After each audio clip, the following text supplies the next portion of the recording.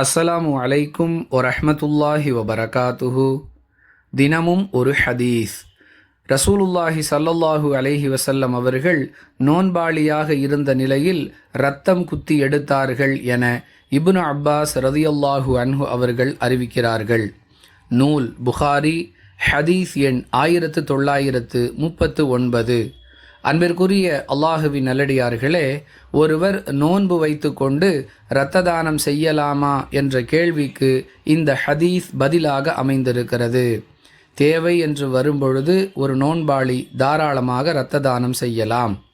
மேலும் தாரகுத்னி எனும் ஹதீஸ் நூலின் 2வது பாகத்தில் 282வது பக்கத்தில் இடம்பெறக்கூடிய மற்றொரு ஹதீஸும் இதற்கு ஆதாரமாக அமைந்திருக்கிறது. நோன்பாளி இரத்த தானம் செய்வதை, அதாவது இரத்தம் குத்தி எடுப்பதை ஆரம்பத்தில் ரசூலுல்லாஹி ஸல்லல்லாஹு அலைஹி வஸல்லம் அவர்கள் தடை செய்திருந்தார்கள். பிறகு அனுமதி வழங்கினார்கள் என்பது அந்த ஹதீஸ் சொல்லக்கூடிய தகவல். எனவே நோன்பு வைத்திருக்கும் நிலையில் இரத்த தானம் செய்யக்கூடிய அளவிற்கு ஒருவருடைய உடல்நிலை ஒத்துழைக்கும் என்று இருந்தால் அவர் தாராளமாக நோன்பாளியாக இருந்து கொண்டே இரத்த தானம் செய்யலாம். உடல் ரீதியாக அவருக்கு இயலாது என்ற பட்சத்தில் அவர் தவிர்ந்து கொள்ளலாமே தவிர, மார்க்க ரீதியாக நோன்பாளி இரத்த தானம் செய்வதற்கு எந்த தடையும் இல்லை என்பதே இந்த ஹதீஸின் விளக்கம். புரிந்து நடந்து கொள்வோம்.